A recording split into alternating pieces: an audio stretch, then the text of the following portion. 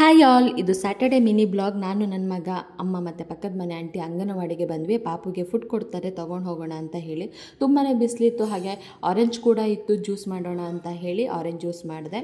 ಸಂಜೆಗೆ ರೈಸ್ ಬೇಡ, ಚಪಾತಿ ಮಾಡೋಣ ಅಂತ ಹೇಳಿ ಚಪಾತಿ ಹಿಟ್ಟನ್ನು ಕೂಡ ಕಲಸಿಡ್ತಾ ಇದ್ದೀನಿ. ಜೊತೆಗೆ ಫಲೂಡ ಕೂಡ ಮಾಡ್ತಾ ಇದ್ದೀನಿ.